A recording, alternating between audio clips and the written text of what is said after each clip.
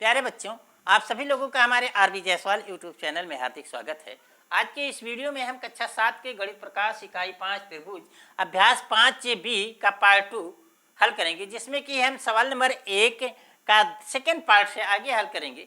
First part हमने part number 1 में हल किया है और उसका मतलब लिंक इस वीडियो के डिस्क्रिप्शन बॉक्स में मिल जाएगा, जिसे आप देखकर उसको भी हल कर सकते हैं। तो आइए, इससे पहले कि अगर आप लोग हमारे यूट्यूब चैनल पर नए हैं और सब्सक्राइब नहीं किए हैं तो सब्सक्राइब कर लीजिए और बेल आइकन को भी दबा लीजिए, जिससे आने वाले वीडियो का नोटिफिकेशन आपको मिलता रहे। तो आइए, इस सवाल का हम पहले सवाल का सेकंड पार्ट देखते हैं। सेकंड पार्ट में देखिए, दिया गया है कि दो भुजाएं 6 सेंटीमीटर और 4.5 सेंटीमीटर और इनके बीच का कोण 120 डिग्री दिया गया है। ये माप दिया गया है, दो भुजा दी गई है, एक का माप 6 सेंटीमीटर, दूसरे का माप 4.5 सेंटीमीटर और इनके बीच का एक कोण दिया गया है 120 डिग्री का है। तो सबसे पहले आपको इस त्रिभुज को बनाना है और इस त्रिभुज को बना के इसके सभी शीर्ष लंब खींचना है और शीर्ष लंब खींच के ये बताना है कि ये संगामी शीर्ष लंब संगामी है या नहीं है। तो आइए, सबसे पहले हम आपको त्रिभुज बनाना सिखाते हैं। वैसे त्रिभुज बनाने की प्रक्रिया तो बहुत पहले बता चुके हैं, लेकिन फिर भी इसमें सबसे पहला हम काम करेंगे कि ए और बी, ये 6 सेंटीमीटर की एक रेखा खींचने की, पटरी की मदद से 6 सेंटीमीटर की एक रेखा खींच लेंगे। हमने ये पहला काम किया कि 6 सेंटीमीटर की एक रेखा हमने यहाँ से खींच ली। ये 6 सेंटीमीटर की एक रेखा हो गई। चलिए, ए बी, ये 6 सेंटीमीटर की आपकी रेखा हो गई जो दी गई है, इसके हिसाब से हमने किया। उसके बाद देखिए, हमने इसको 6 सेंटीमीटर की रेखा पटरी की मदद से खींच ली। उसके बाद आपको एक भुजा, चूंकि एक कोण दिया गया है 120 डिग्री का, तो हमने एक कोण को 120 डिग्री का बनाया। तो यहाँ ए पर 120 डिग्री का कोण बनाया। 120 डिग्री कोण बनाने के लिए दो तरीके, आप चांदा रखकर भी बना सकते हैं, जैसे आप चांदा रखकर भी आप बना सकते हैं, और चांदा रखकर नहीं बना सकते हैं तो आप पटरी और प्रकार की सहायता से भी बना सकते हैं। एक आप यहाँ से एक ऐसे चाप लगाइए और फिर उसी त्रिज्या का एक चाप यहाँ से ऐसे इसको काट दीजिए, फिर जहाँ ये काटे यहाँ से ऐसे काट दीजिए। तो इस प्रकार से जहाँ ये पहला काटेगा ये 60 डिग्री का होगा, दूसरा काटेगा ये 120 डिग्री का हो जाएगा। तो आप ए से लेके इसको आगे बढ़ाते हुए आगे बढ़ा दिया। ये देखिए, ये 120 डिग्री का कोण आपको बन गया। अब तीसरा काम ये करना है कि दूसरी भुजा जो दी गई है वो 4.5 सेंटीमीटर दी गई है। तो आप 4.5 सेंटीमीटर इसी प्रकार में 4.5 सेंटीमीटर पटरी से नाप लीजिए और नापने के बाद यहाँ रखकर ए के बिंदु इसको काट दीजिए। 4.5 सेंटीमीटर की दूरी नापना है और 4.5 सेंटीमीटर नापने के बाद यहाँ से रखकर ये काट देंगे। ये देखिए, काटा, यहाँ काटा, यहाँ काटा और यहाँ काटा, तो इस बिंदु से इस बिंदु को हमने पटरी की मदद से मिला दिया। तो ये आपका ए बी सी आपका ये त्रिभुज हो गया, जो त्रिभुज दिया गया था। अभी आपने त्रिभुज बनाया है। अब क्या करना है, इसका शीर्ष लंब खींचना है। शीर्ष लंब खींचने के लिए आप जानते हैं कि शीर्ष से हम सामने वाली भुजा पे लंब डालते हैं। तो यहाँ अगर गौर से देखेंगे, लंब खींचने के लिए चूंकि ए और सी, बी से अगर लंब खींचते हैं तो ये सी पर कहीं काटती ही नहीं, तो हम इसको आगे बढ़ा देते हैं।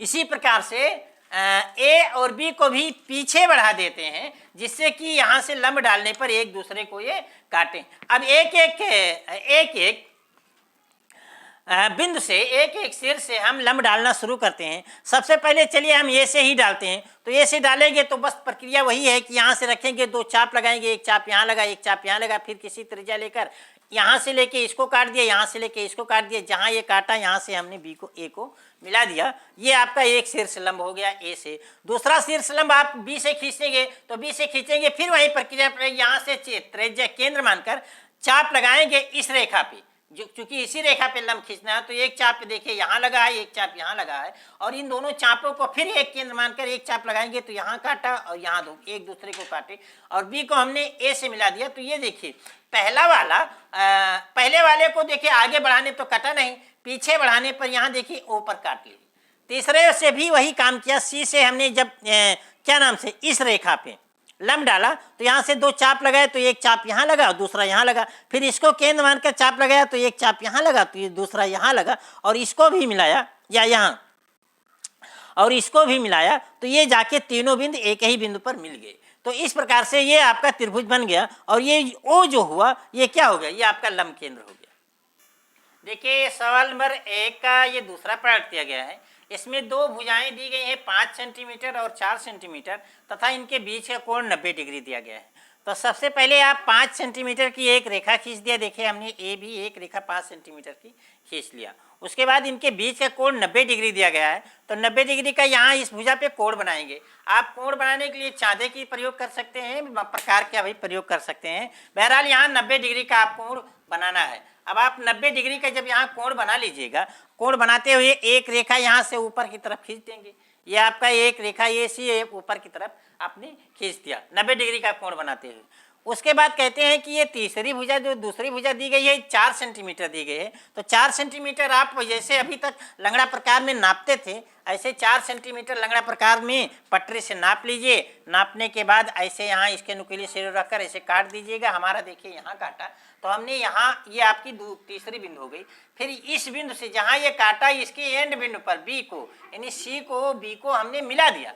अब आपका मुख्य त्रिभुज जो बना यही आपका ए बी सी आपका त्रिभुज बन गया। फिर इसी का शीर्ष लंब आपको खींचना है। अब देखिए शीर्ष लंब, शीर्ष से जब लंब डालेंगे तो वही शीर्ष लंब होता है। तो हमने सबसे पहले देखिए ए से शीर्ष लंब डालने के लिए ए को केंद्र मानकर दो चाप लगाइए, एक यहाँ लगा एक यहाँ लगा। इस प्रकार से आपको कई बार बता चुके हैं, एक चाप लगा एक यहाँ लगा और एक यहाँ लगा। ठीक, फिर किसी त्रिज्या का इसी चाप के रखकर एक यहाँ काटा और इसको रखकर एक यहाँ काटा, ऐसे यहाँ काटा और यहाँ काटे, ये दोनों जहाँ काटे इससे हमने ए को मिला दिया। तो ये देखिए ए से ये सामने वाली भुजा पर शीर्ष लंब हो गई। अब आती है सी और बी से सामने वाली भुजा पर लंब डालने के लिए हमने ये बी ए भुजा को आगे बढ़ा दिया और सी ए भुजा को भी आगे बढ़ा दिया।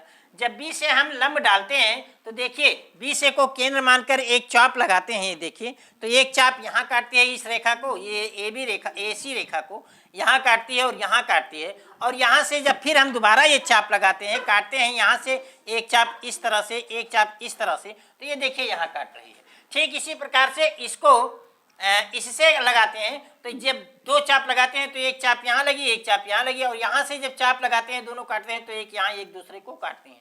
यहाँ से हमने सी को मिलाया, यहाँ से हमने बी को मिलाया।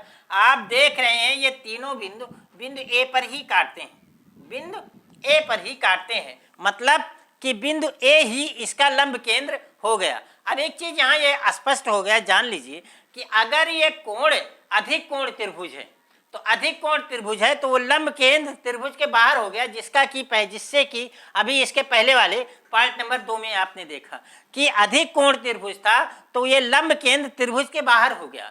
उसके पहले देखिए न्यून कोण त्रिभुज था, पार्ट 1 न्यून कोण त्रिभुज था।